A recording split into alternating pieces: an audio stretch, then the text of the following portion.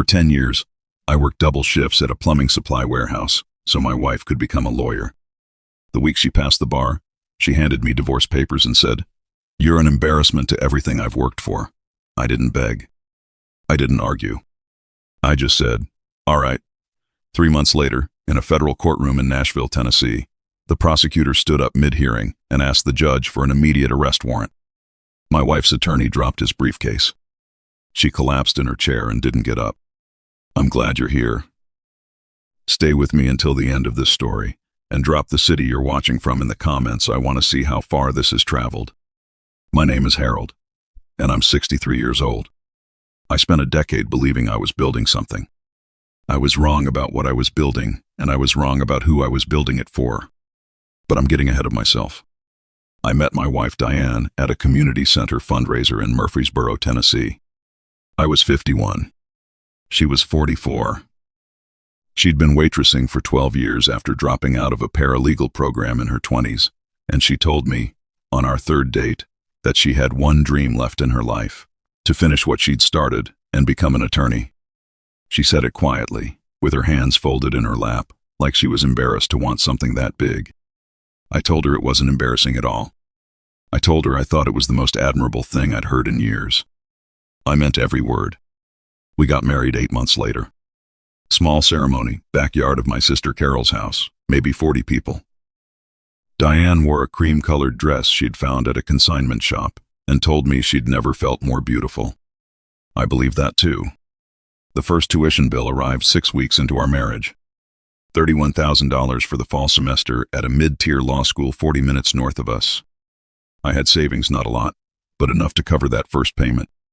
I told her not to worry about it. By the second year, I'd picked up a second job driving a delivery truck on weekends. By the third year, I'd taken out a home equity loan on the house I'd owned free and clear since my 40s. I sold my father's coin collection, which he'd spent 30 years building, and left to me in his will. I sold my bass boat. I stopped going to my annual fishing trip with my brother Dennis and told him I was too busy. He never asked why, and I never explained. The math, when I finally added it up years later, came to $286,000. Tuition, books, bar prep courses, the apartment closer to campus that Diane said she needed for study groups, the professional wardrobe she said she needed for mock trials, the laptop, the second laptop when the first one had issues, the conference registration fees. I kept every receipt in a manila folder in my desk drawer. I'm the kind of man who keeps receipts. During those years, I worked. I managed the warehouse 6 days a week, drove the delivery route on Sundays, came home to an apartment that felt emptier than the house I'd sold, and told myself that temporary hardship was the price of a permanent future. Diane was grateful, or she seemed to be. She would call me after a hard exam and say, "I couldn't do any of this without you." She would squeeze my hand at dinner and say, "Just a little longer, Harold." Just a little longer. I believed her every time. The morning of her bar exam results came on a Thursday in October. I was at the warehouse when she called. I could tell from the first syllable that she'd passed. Her voice had a quality I hadn't heard before, not happiness exactly, but something harder, like a door clicking shut. "I passed," she said. "Diane, that's incredible. I'm so proud of you." "I know." A pause. "I'll see you tonight." She wasn't home when I got there. I made dinner and waited. She arrived at 10:15, and she wasn't alone. A man I didn't recognize stood slightly behind her in the doorway. He was tall, well-dressed, maybe 50, with the kind of easy posture that comes from never having worried about money. He didn't come inside. He just stood there while Diane walked past me into the apartment, and when I looked back at the door, he was gone. "Who was that?" I asked. "A colleague," she said, without turning around. I didn't sleep much that night. The divorce papers arrived 11 days later. A courier handed them to me at the warehouse, and my foreman watched me sign for them with an expression I will never forget, the particular sympathy of a man who's seen something like this before. Diane was requesting the divorce on grounds of irreconcilable differences. She was asking for half of what remained of the home equity funds, spousal support of $2,000 a month, and the part that made my vision go white at the edges, a portion of my pension, which I'd been contributing to for 22 years before I'd even met her. Her attorney was a firm called Garrett Holloway and Associates out of Nashville. I looked them up that night. Their website listed starting retainers at $20,000. Diane had been a licensed attorney for 11 days. Someone else was paying for this. I found a lawyer named Phil Decker through my brother Dennis, who'd used him for a property dispute years back. Phil worked out of a small office above a dry cleaning shop in Smyrna, and he charged me $350 an hour. He reviewed Diane's filing with the same expression a doctor makes when he sees a scan he doesn't like. "Harold," he said, "her legal team is playing hardball from day one. They've framed this as emotional neglect and financial coercion. They're going to argue you controlled the money, controlled her access to independence, and stunted her career development. I paid for her career development. I paid for all of it. I know. And that's actually a problem for them, which is why they're trying to flip the narrative. Whoever is backing this legal effort is smart." He set down the papers. "Do you have any idea who the man is?" I told him about the doorway. Phil nodded slowly. "Find out," he said. "Before we do anything else, find out." I hired an investigator named Ray Colburn 2 days later. Ray was 68, retired sheriff's deputy, second career in private investigation. He had a soft voice and sharp eyes, and he charged $400 a day plus expenses. I didn't hesitate. Ray called me 1 week later. "His name is Gregory Hollis," Ray said. "Partner at Whitmore and Hollis, commercial real estate law, offices in Brentwood. Divorced 18 months ago. Net worth somewhere north of $4 million. And Harold, I need you to sit down for what I'm about to tell you next." I sat down at my kitchen table and stared at the water stain on the ceiling I'd been meaning to fix for 2 years. They've been together for at least 3 years. 3 years. Diane and I had been married for 10. She had been with this man for 3 of those years while I was driving delivery routes on Sundays, while I was selling my father's coin collection, while she was squeezing my hand at dinner and saying just a little longer. "How confident are you?" I asked. "I've got photographs going back 37 months. Restaurants, hotels, his lake house in Hendersonville. She's been there dozens of times." A pause. "There's something else. The apartment near campus, the one closer to her law school that she said she needed for studying. Yes, he's been paying the rent on it for 2.5 years. Directly. His name is on the lease, not yours. I spent that night sitting in my car in the parking lot of a Waffle House on the edge of town because I didn't want to be inside my own apartment. I ordered coffee I didn't drink and tried to understand the geometry of what had happened to me. 10 years. $286,000. My father's coin collection. My bass boat. My Sunday mornings. I called Phil the next morning and told him to pull out all the stops.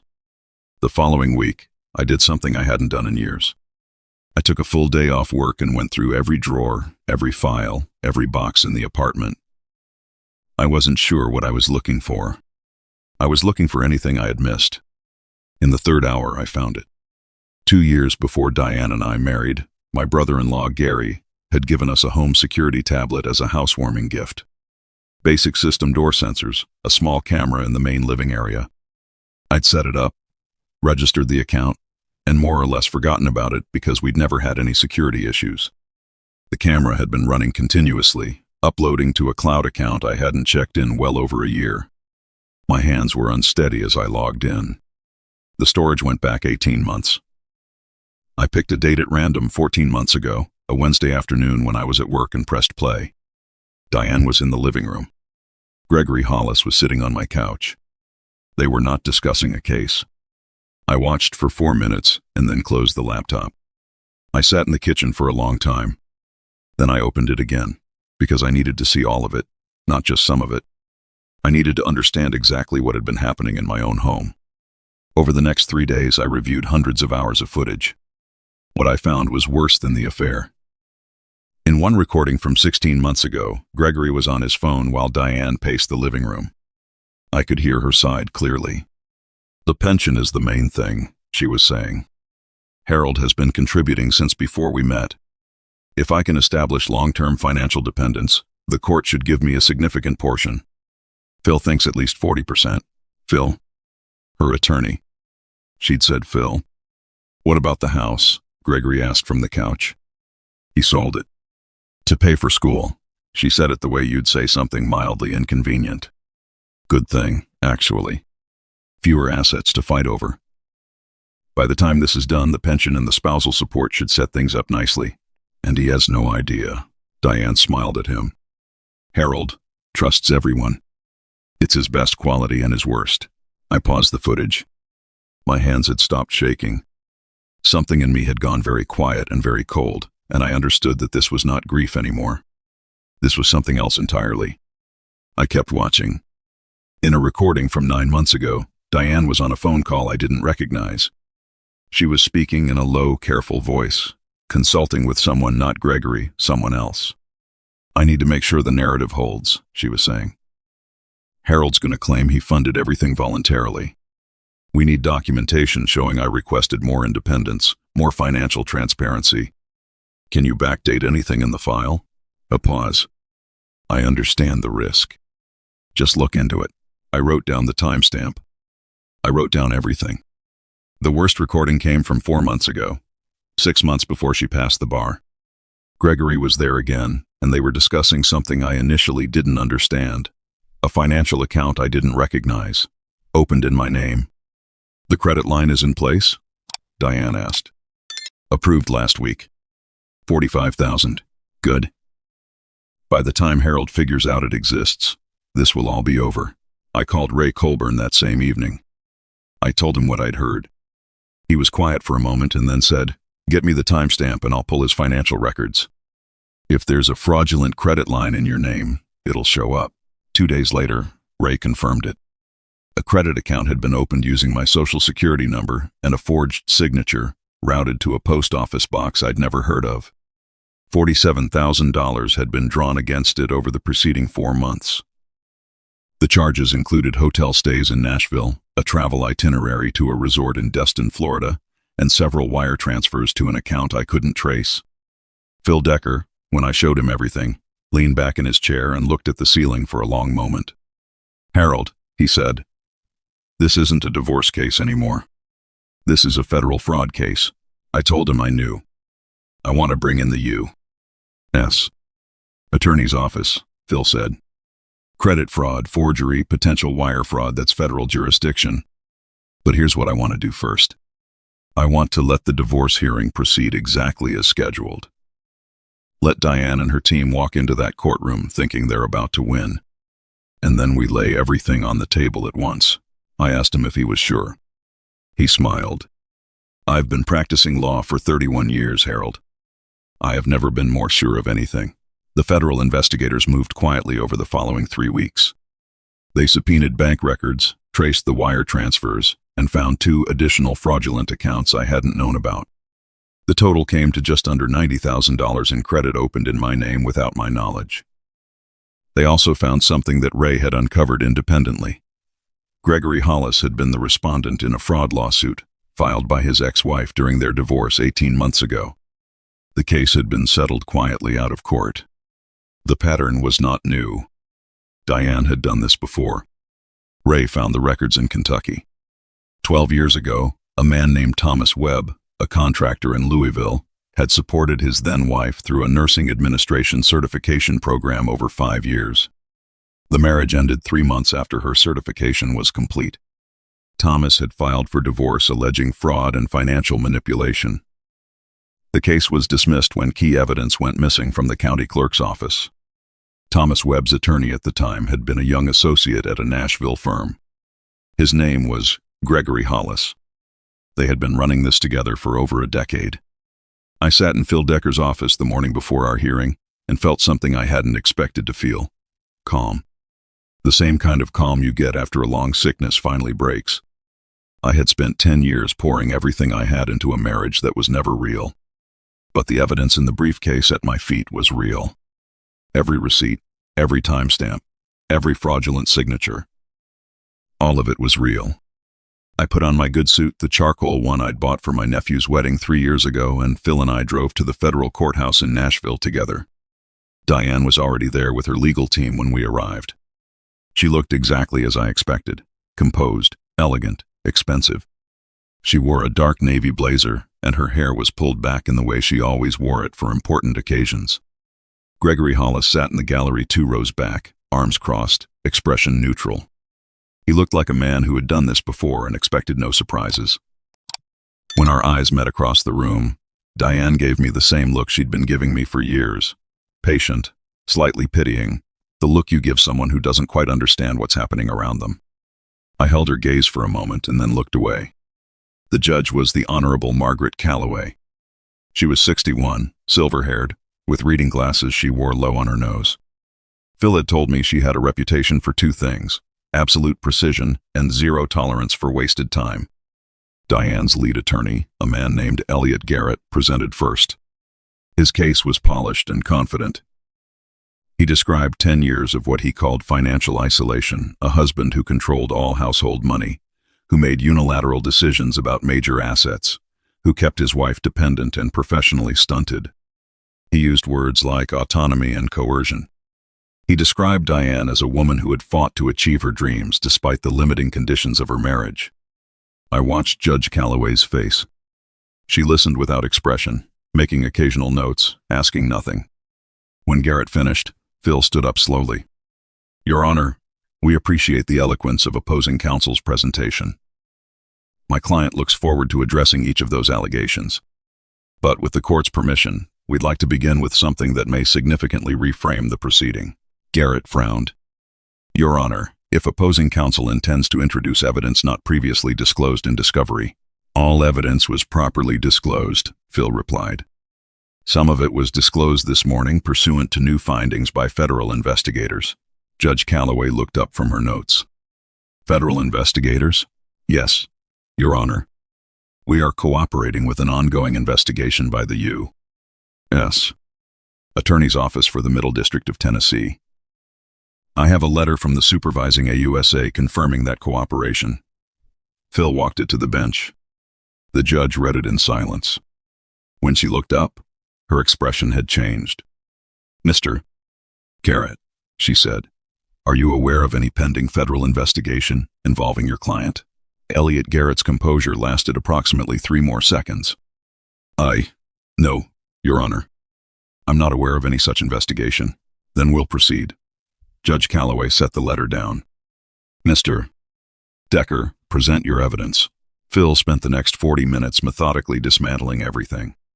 First, the financial records. 3 fraudulent credit accounts in my name, totaling $89,000. Forged signatures confirmed by a handwriting analyst whose credentials Phil entered into the record. Wire transfers traced to accounts held jointly by Diane and Gregory Hollis. Garrett objected 3 times. Judge Calloway overruled him each time without elaborating. Second, the security camera footage. Phil had prepared a 12-minute edit of the most relevant recordings.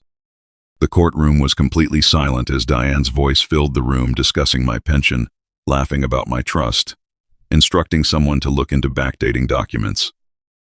I watched Diane during those 12 minutes. She had stopped looking at the screen by the 3rd minute. By the 10th minute, she was very still, both hands flat on the table in front of her, and she was staring at a fixed point on the wall to her left. Third, the Kentucky connection. Phil presented the records on Thomas Webb, the Louisville contractor who had lost 5 years of his life supporting a wife who left 3 months after her certification. He presented documentation of Gregory Hollis's role in that case and the missing evidence that led to its dismissal. At that point, I heard Gregory Hollis shift in his seat behind me. It was a small sound. A man recalibrating. "Your Honor," Phil said, returning to our table, "my client did not control his wife's finances. He funded her education.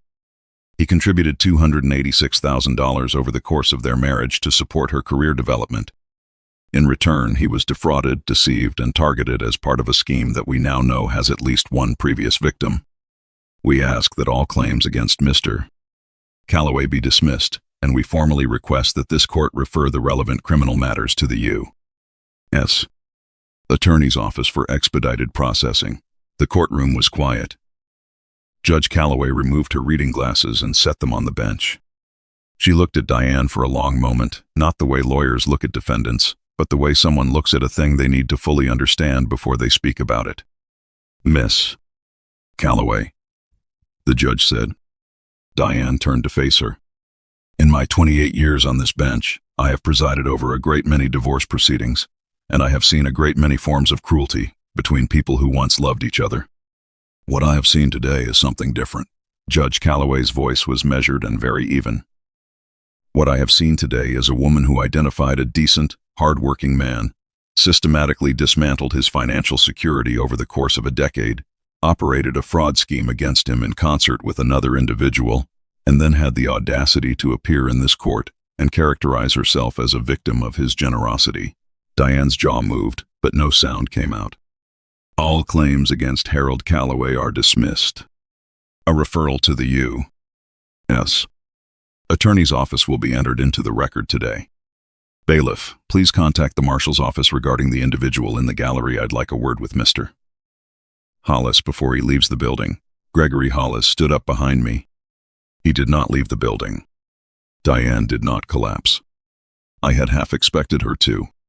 What she did was perhaps harder to watch. She simply sat down in her chair, very slowly, and became very small.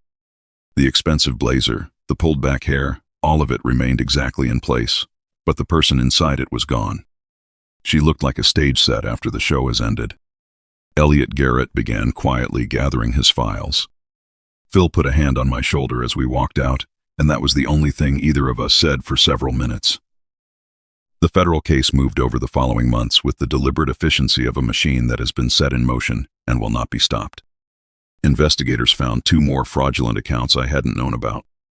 They traced the full scope of the scheme and determined that Gregory Hollis had been instrumental in planning the financial fraud component, drawing on methods he had refined in the Kentucky case. The AUSA's office charged them both, Diane on wire fraud, credit fraud, forgery, and conspiracy. Gregory Hollis on conspiracy, obstruction of justice in connection with the earlier Kentucky case, and several counts of wire fraud. Thomas Webb, the contractor in Louisville, was located and interviewed. His testimony confirmed what the documents already showed. He was 67 years old and had never fully recovered financially. When Phil called to tell me about Thomas, I sat down and didn't say anything for a while.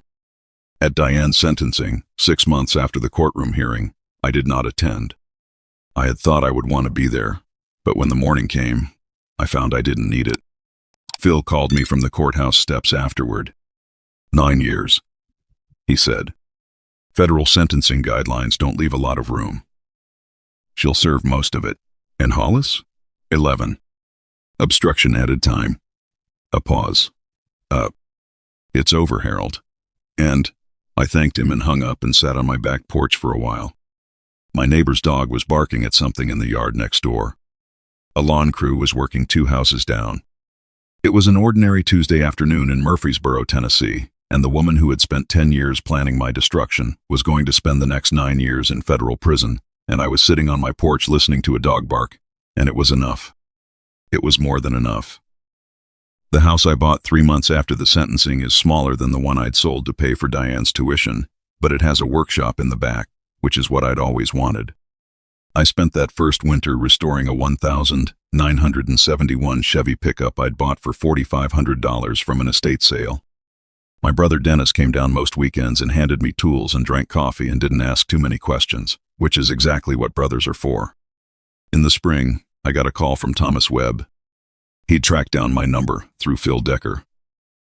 We talked for almost 2 hours, 2 men in their 60s comparing notes on a decade of their lives they couldn't get back. He wasn't looking for anything. He just wanted to say thank you.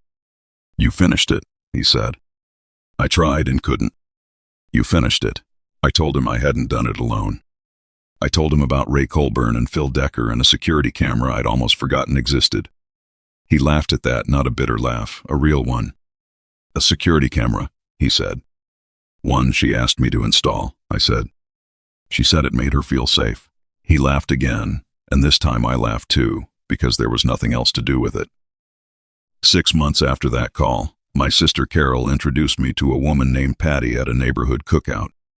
Patty was 60, recently retired from 30 years as a high school librarian, drove a 12-year-old Subaru, and spent her weekends volunteering at an animal rescue on the county line. She did not ask me what I did for work for the first 20 minutes of our conversation, because she was too busy telling me about a three-legged beagle named Captain that she was fostering. By the time she finally asked, I had already decided I liked her. I told her about the warehouse. I told her I was semi-retired. I told her I'd been restoring a '71 Chevy. She asked what engine I was running and told me her father had owned a '68 Chevy truck that she'd learned to drive in a church parking lot when she was 15. I asked if she wanted to see the workshop. She said yes. Patty and I got married the following October in Carol's backyard. The same yard where I'd married Diane 14 years before. It was small and unhurried. Dennis gave a toast that made half the guests cry. Captain, the three-legged beagle, wore a bow tie and spent most of the reception under the food table. On the night of our wedding, Patty and I sat on the back steps of Carol's house while the party wound down around us, and she said, "Can I ask you something?" "Anything," I said. "Do you think you'll ever really be done processing all of it?" "The 10 years. What she did? I thought about it honestly, because she deserved honesty. "I think I'll carry it the way you carry any heavy thing you've set down," I said. "It's not on my back anymore, but I know how much it weighed." Patty was quiet for a moment. Then she said, "I think that's the sanest thing I've ever heard." I had spent 10 years being told, without words, that I was not enough. Not educated enough, not successful enough, not the right kind of man for the life someone else had decided she deserved. I had believed it in the way that good-natured people believe things when they're said by someone they love. It turned out not to be true. I fixed things for a living. I showed up. I kept receipts. When the moment came to fight back, I fought not loudly, not angrily, but completely.